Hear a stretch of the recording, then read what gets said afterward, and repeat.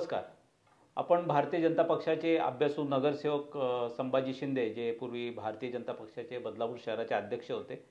त्यापेक्षा महत्त्वाचा म्हणजे त्यांचं एकूणच सर्व परिस्थितीचा एक अभ्यास असतो. परंतु पक्षाची जी काही मर्यादा आहे त्याच्यात राहून ते आज आपल्याबरोबर बोलणार आहेत. कारण का शेवटी सामान्य कार्यकर्त्यापर्यंत एक भावना पोहोचली पाहिजे की येणाऱ्या काळामध्ये आता आपलं नेमकं भवितव्य काय आणि एक असं जे काही खासदार होते आणि हुकमी म्हणजे काळ असताना ते पडले, पराभूत झाले आणि त्याच्यानंतर आपण त्या पहिल्या भागामध्ये त्याचा अभ्यास केलाच की बाबा नेमका कारणं काय असतील. त्याच्यामध्ये अनेक कारणं होती. त्यातली काही कारणं संघटनात्मक जे काही होते ते संभाजी शिंदे यांनी पहिल्या भागात सांगितलं. तो भाग तुम्ही नक्की आपले बदलापूर या पेजवरती बघा.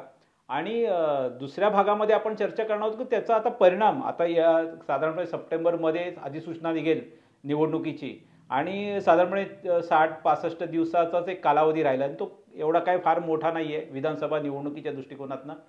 तर आपण ह्या भागामध्ये चर्चा करणार आहोत की ह्या पराभवाचा नेमका परिणाम काय होईल ह्या बदलापूर शहरावरच्या विधानसभा निवडणुकीच्या काळामध्ये मुरबाडवरती आणि एकूणच नगरपालिका निवडणुका त्याच्यानंतर लागू शकतात जरी सुप्रीम कोर्टात असलं तरी. तर ह्यावरती आपण चर्चा करणार आहोत. आपण संभाजी शिंदे यांचं या दुसऱ्या भागामध्ये स्वागत करूया आपल्या बदलापूरवरती. तर संभाजी शिंदे आपल्याला आता ह्या भागामध्ये चर्चा करायची की भारतीय जनता पक्षाचा जे काही मोराल होतं म्हणजे एक पक्षाचा एक असं प्रकारचं एक हे असतं नैतिक धैर्य असतं ते थोडंसं कुठेतरी खच्ची झालंच असेल. कारण का एकूणच देशामध्ये 400 पारचा नारा असताना तो नाही झाला. आता भारतीय जनता पक्षाचं मोदी सरकारच्या ऐवजी NDA सरकार आलं आहे आणि त्याच्यात तुमचे जे खासदार होते जे राज्यमंत्री होते ते पण पराभूत झालेत आणि बदलापूरमध्ये पण लीड कमी झाला आहे. त्याच्यानंतर खासदार आणि आमदार यांच्यामध्ये एक संघर्षाचा एक मोठा ओपनली ते संघर्ष आहे. म्हणजे असं नाही की धुसफूस आहे. तर दोघंही एकमेकांना आव्हान देत आहेत आणि जगन्नाथ पाटील यांनी पण आमदार किसन कथोरे यांच्यावरती कारवाई करा अशा पद्धतीचं मागणी केली आहे. पण ह्याचं एकूणच पक्षाच्या कार्यकर्ते शेवटी परिणाम होतो. म्हणजे जो खूप निष्ठेने काम करत असतो त्याच्यावरती परिणाम होतो आणि तो कुठेतरी विचार करतो का आता मी काय करू. कारण का ज्यावेळेस खासदार येतात त्यावेळेस त्यांच्या पिक्चरमध्ये दिसलं फ्रेममध्ये तर आमदार बघतात अच्छा हा तिकडे गेलाय का आणि आमदाराबरोबर जो जोडलेला असतो त्याला खासदार बघतात की. तर थोडेसे मी ज्यावेळेस ते बघतो व्हिडिओ वगैरे तर त्याच्यामध्ये मला ते जो पहिलीची जी काय उत्साह होता कार्यकर्त्यांमध्ये पदाधिकाऱ्यांमध्ये तो त्याच्यातही परिणाम जाणवतो. आणि काही कार्यकर्त्यांची भूमिका अशी होती की आम्हाला तुमच्या वादांशी काही घेणं देणं नाही पण ज्यांनी एक बाजू धरली आहे त्यांच्यावरती नक्कीच परिणाम होतोय. तर ह्याचा परिणाम आता विधानसभेमध्ये कसा दिसेल तुम्हाला की आमदार किसन कथोरे यांच्या निवडणुकीमध्ये आता तिकीट मिळेल न मिळेल हा नंतरचा मुद्दा आहे. परंतु एकूणच कपिल पाटील यांना राग आहे तो ते कुठेतरी व्यक्त करतील का म्हणजे विधानसभेमध्ये. मुरबाड मतदारसंघाचा जर अभ्यास करायचा झाला तर गेली 2 टर्म या ठिकाणी किसन कथोरे मोठ्या मताधिक्याने निवडून येत आहेत. म्हणजे त्यांचं 2019चं मताधिक्य जवळजवळ 1,40,000 मतांचं महाराष्ट्रातलं 1 नंबरचं मताधिक्य आहे. आता या लोकसभेच्या निवडणुकीत अभ्यास करायचा झाला तरी सुद्धा मुरबाड मतदारसंघामध्ये भारतीय जनता पक्ष महायुतीला 30,000 मतांचं लीड आहे. मी बदलापूर शहराच्या बाबतीमध्ये तुम्हाला सांगेल की आता बदलापूर शहरामध्ये 53,000 मतं मिळाली आहेत. महाविकास आघाडीला 20,000 मतं मिळाली आहेत. आता ही 53,000 मतं मिळालेली आहेत ही प्युअरली भाजपची मतं आहेत.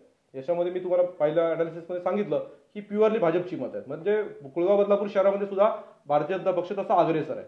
आणि या मुरबाड मतदारसंघाचा जर स्ट्रक्चरचा अभ्यास करायला गेला तर मुरबाड मतदारसंघ हा कुणबी बहुल मतदारसंघ आहे.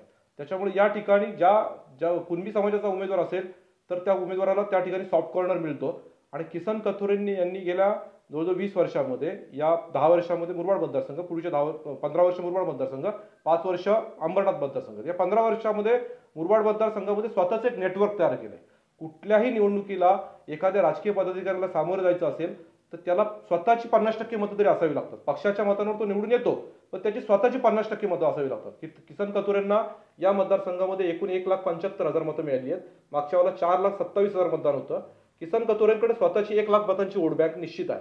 म्हणजे किसन कथोरे साहेबांनी उद्या समजा काही निर्णय घेतला तरी सुद्धा त्यांच्याकडे 1 लाख मतं इंटॅक्ट आहेत. किसन कथोरे साहेब असा निर्णय निश्चित घेणार नाहीत.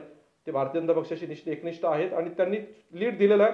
त्याच्यामुळे त्यांचं प्रदेश पातळीवर सुद्धा या 6 मतदारसंघामध्ये मुरबाड आणि कल्याण हे 2च मतदारसंघ लीड देणारे मतदारसंघ स्ट्रॉंगली त्याच्यात मुरबाडची गणना निश्चित होईल. त्यांनी काम कसं केलं काय केलं हा वरच्या लोकांनी बघण्याचा प्रश्नच नाही कारण 30,000 मतांचं लीड दिलेलं आहे. दुसरी महत्त्वाची गोष्ट म्हणजे बदलापूरचं स्ट्रक्चर हे सुद्धा भारतीय जनता पक्षाला पोषक आहे. किसन कथोरेंचं नेटवर्क स्वतःच आहे आणि आज तरी आजच्या मितीला किसन कथोरेंसमोर कोण असा स्ट्रॉंग उमेदवार निश्चित त्या ठिकाणी दिसत नाही. त्याला टीना फॅक्टर म्हणतात, देर इज नो अल्टरनेटिव्ह. हा, there is no alternative. Exactly. आता सध्या तो प्रकार आहे. त्याच्यामुळे समजा उद्या त्यांच्या विरोधात जरी कोणी काम करायचं ठरवलं तर त्याचा फार मोठा इम्पॅक्ट या मतदारसंघामध्ये होणार नाही. आमच्यासारखा भारतीय जनता पक्षाचा कार्यकर्ता आहे तो उद्या लोकसभेची निवडणूक असताना सुद्धा आम्ही प्रामाणिकपणे काम केलं. कथोरे साहेबांच्या निवडणुकीच्या वेळेला आम्ही डबल स्पीडनं काम करू, कारण आम्ही पूर्वीपासून 25 वर्ष त्यांच्याबरोबर आहोत. एक असा स्वतःचा कार्यकर्ता बांधलेला तो आमदार आहे. त्याच्यामुळे त्यांना निश्चित या ठिकाणी भीती नाहीये. आणि आता समोर अल्टरनेटिव्ह निश्चित नसल्यामुळे किसन कथोरे हे या मतदारसंघामध्ये चांगल्या मताने निवडून येतील. आता पक्ष काय करेल, भूमिका घेईल, हा पक्षाचा अंतर्गत प्रश्न आहे, किंवा पक्षाने काय करावं हा पक्षाच्या वरिष्ठ नेत्यांचा प्रश्न आहे. पण किसन कथोरेंना या मतदारसंघात 2024ला तरी त्या ठिकाणी तोड नाही. दुसरी गोष्ट राहिली बदलापूरच्या नगरपालिकेच्या. बदलापूर नगरपालिकेच्या बाबतीमध्ये मी तुम्हाला सांगितलं की बदलापूर शहरामध्ये आता भारतीय जनता पक्ष, शिवसेना, शिंदे गट, शिवसेना उभाटा, त्याच्यानंतर राष्ट्रवादी काँग्रेस आणि राष्ट्रवादी काँग्रेस अजित पवार, म्हणजे शरद पवार राष्ट्रवादी काँग्रेस आणि अजित पवार राष्ट्रवादी, असे 5 पक्ष स्ट्रॉंगली आहेत. काँग्रेस आहे, काँग्रेसचं थोडंसं एक 5-10 वोटिंग या शहरामध्ये आहे असं आपण पकडूया. परंतु या 5 पक्षांचा विचार केला तर याच्यामध्ये भारतीय जनता पक्ष आजच्या मितीला ग्राउंड लेवलला स्ट्रॉंग पक्ष आहे. शिवसेना सुद्धा त्या ठिकाणी स्ट्रॉंग पक्ष आहे. पण शिवसेनेचा जो मतदार आहे तो शिवसेनेचा मतदार डिवाइड झालेला आहे.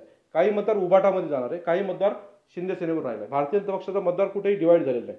उद्या जर या मतदारसंघामध्ये महायुतीच्या माध्यमातून निवडणूक झाली तर ही नगरपालिका बदलापूरला बीजेपीला मिळते, अंबरनाथ शिवसेनेला मिळते. उद्या महायुती झाली जरी नाही, आपण अनालिसिस करूया त्या बाबतीत, महायुती जरी झाली नाही तरी सुद्धा भारतीय जनता पक्षाचा एक स्वतःचा इंटॅक्ट मतदार इथं आहे. शिवसेनेमध्ये 2 गट असल्यामुळे शिवसेनेचं मतदान डिवाइड होणार आहे. परंतु शेवटी व्यक्ती हा सुद्धा त्याच्यातला मोठा फॅक्टर त्या ठिकाणी राहणार आहे. या ठिकाणी वामन म्हात्रे शिवसेनेचे शहर प्रमुख आहेत. राष्ट्रवादी काँग्रेस आपलं बीजेपीकडनं राजेंद्र घोरपडे हे गटनेते आहेत. त्यांचं एक स्वतःचं म्हणजे ते बीजेपीमध्ये लिडरशिप त्या ठिकाणी करू शकतात. त्याच्याबरोबर आशिष दामले राष्ट्रवादी काँग्रेस पक्षातनं आहेत आणि उभाटातनं सुद्धा अनेक नेते मंडळी आहेत. पण हे महाविकास आघाडीच्या माध्यमातून ते निवडणूक लढवतील असा सध्याचा तरी राजकीय अंदाज आहे. आणि युतीमध्ये कदाचित शिंदे आणि भाजप यांच्यामध्ये ह्या नगराध्यक्ष पदावर थेट नगराध्यक्ष पदावर असल्यामुळे एखाद्या वेळेला फाटाफूट होऊ शकते. ती फाटाफूट होणार नाही याचा प्रयत्न वरचे लोक करतील. ते पण कशावर डिपेंड आहे, विधानसभेच्या निवडणुकीच्या नंतर नगरपालिका झाली आणि राज्यामध्ये जर विधानसभेमध्ये युतीचं सरकार आलं तर निश्चितपणे युती होण्यासाठी प्रयत्न केला जाईल. पण जर समजा उद्या महाविकास आघाडीचं सरकार आलं तर मग मात्र हे दोन्ही पक्ष निश्चितपणे वेगळे होतील त्याच्यामध्ये. आणि त्याच्यामध्ये मग 1 to 1 फाईट होईल. त्या 1 to 1 फाईटमध्ये याच्यामध्ये मग सगळे फॅक्टर त्या ठिकाणी चालतील. लोकप्रियता, समाज, पैसा हे सगळे फॅक्टर त्या ठिकाणी चालतील. आणि त्याच्यामध्ये मग आमदार कोणाबरोबर राहतात, त्याच्यानंतर माजी खासदार कोणाबरोबर राहतात. आता बाळामामांची भूमिका सुद्धा याच्यामध्ये एक महत्त्वपूर्ण राहणार आहे, कारण ते सिटिंग खासदार आहेत. या सगळ्यांचा अभ्यास केला तर नगरपालिकेची निवडणूक मात्र अतिशय चुरशीची त्या ठिकाणी होणार आहे हे निश्चित या ठिकाणी सांगू शकतो. ज्यावेळेस कपिल पाटील यांनी निकाल लागल्यानंतर एक असं जाहीर केलं की देवेंद्र फडणवीस जे उपमुख्यमंत्री आणि महाराष्ट्राचे भाजपचे सगळं निर्णय तेच घेतात, तर त्यांनी असे एक स्टेटमेंट केले की देवेंद्र फडणवीस यांनी 2 पक्षांचा करेक्ट कार्यक्रम केला. तसंच ते आमदार किसन कथोरे यांच्या संदर्भात ते एका पत्रकारांनी प्रश्न विचारला, त्यांचं नाव न घेता ते म्हणाले की ते पण आमदारांचा करेक्ट कार्यक्रम करतील. दुसरा, आता ते जनसंपर्क कार्यालयात आले त्यावेळेस त्यांनी एक हिंदी मधली शेरो शायरी म्हटलं की आप मुझे गिराने के लिए कितना नीचे गिरे, तर ते असं म्हटले आणि म्हणाले की देवाची काठी लागते पण आवाज होत नाही.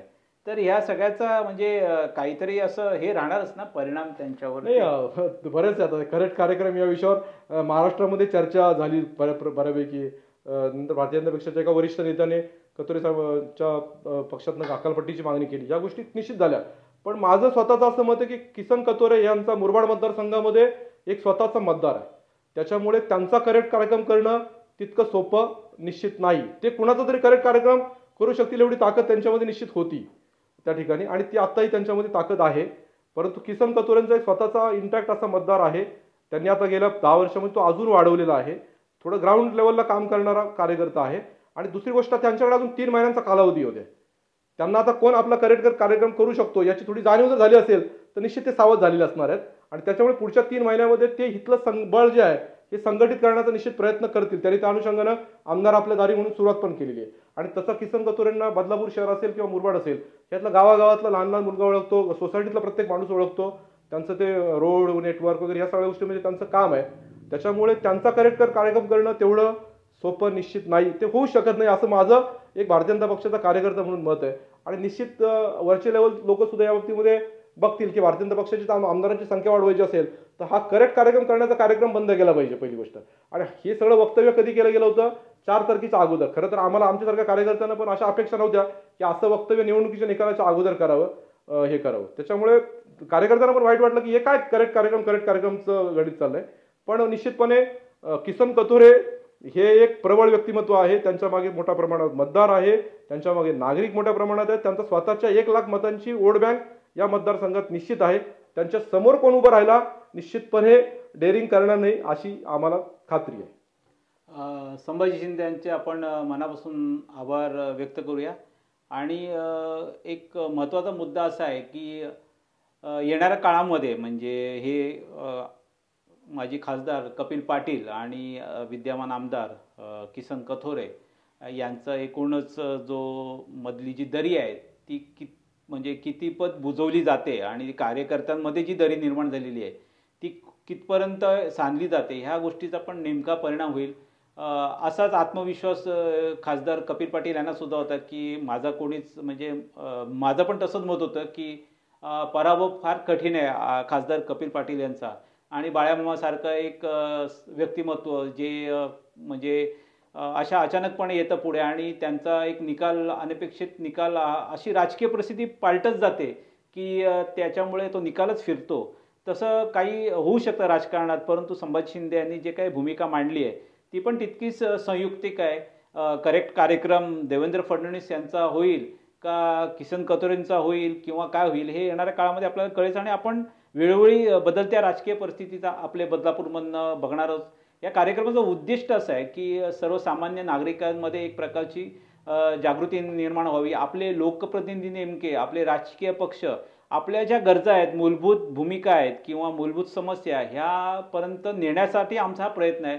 आणि मला नक्कीच खात्री आहे की येणाऱ्या काळामध्ये आपण बदलापूर शहर म्हणून आपल्या ज्या काही समस्या आहेत, आरोग्याचे प्रश्न असतील, शिक्षणाचे प्रश्न असतील, बेरोजगारी असेल, इथल्या पायाभूत सुविधा असतील आणि ह्या समस्यांवरती आपण लक्ष केंद्रित करण्यासाठी आपले बदलापूरच्या माध्यमातून आपण प्रयत्न करणार आहोत. त्या भूमिका सातत्याने मांडणार आहोत. आणि त्यासाठीच आपण संभाजी शिंदेसारखी व्यक्तिमत्वांना आपण ह्या आपले बदलापूर या चॅनलवरती बोलत असतो.